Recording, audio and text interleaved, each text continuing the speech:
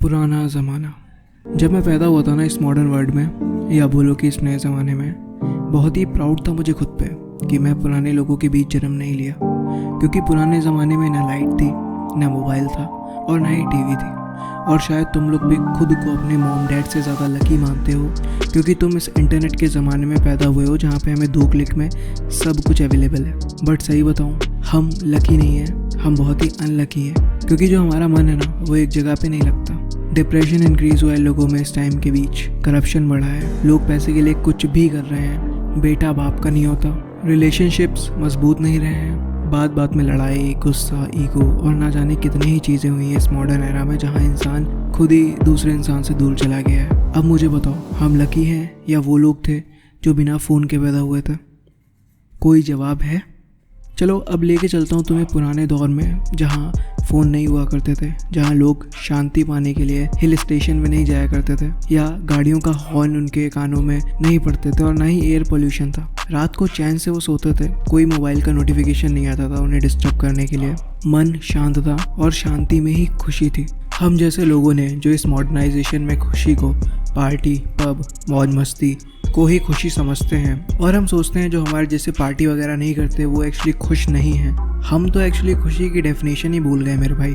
खुशी का मतलब होता है पीस, मन की शांति। रात को जब बिस्तर पे सो तो मन शांत होना चाहिए, और जिसका मन शांत नहीं होता है वो कुछ टाइम के लिए हैप्पी हो सकता है पार्टी में, पब में, बट लॉन्ग टाइम के लिए नहीं। Real happiness is not pleasure, it's peace. समझे मेरी इस बात को या नहीं?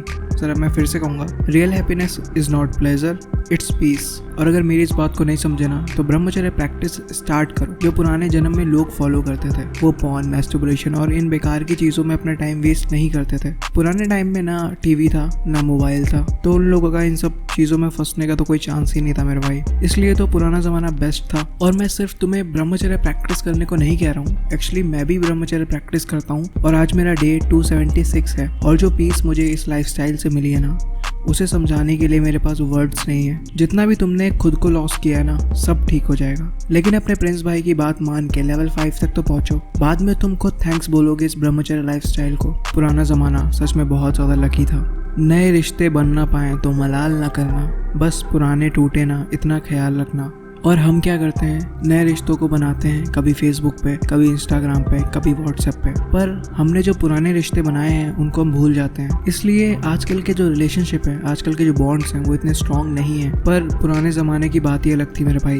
वो लोग अगर एक ही रिश्ता बनाया ना तो उसे निभाते थे शिद्दत से, और इसलिए पुराना ज़माना बेस्ट था। पुरानी बुक्स बेस्ट हैं जो बिना किसी स्वार्थ के लिखी गई थी। उन बुक्स को प्रिंटिंग मशीन में डाल के लोगों को बेचना नहीं था, इसलिए तो पुरानी बुक्स की नॉलेज, प्योरिटी और डिवाइन मानी जाती है। नहीं बिलीव होता तो एक बार भगवत गीता पढ़ो, पुराण पढ़ो, वेद पढ़ो, शास्त्र पढ़ो, खुद तुम्हें समझ में आ जाएगा। इंद्रियों के पीछे जो भागता है वो दुख ही दुख पाता है, और जो इंद्रियों को अपने कंट्रोल में रखता है वो इंसान ही खुश है। भगवत गीता की मेरे भाई यही तो खास बात है कि उसकी जो नॉलेज है ना, जो उसमें बातें बताई गई हैं, वो बहुत ही डिवाइन है। और खुद एक्सपीरियंस करके देखो इन सब चीज़ों को अपनी लाइफ में। असली मोटिवेशन, असली इंस्पिरेशन और पीस इस पुराने ज़माने की ब्रह्मचर्य को, लाइफस्टाइल को फॉलो करने से ही मिलेगी। अपना ख्याल रखना, और आने वाली ज़िंदगी बहुत अच्छी है। Love you.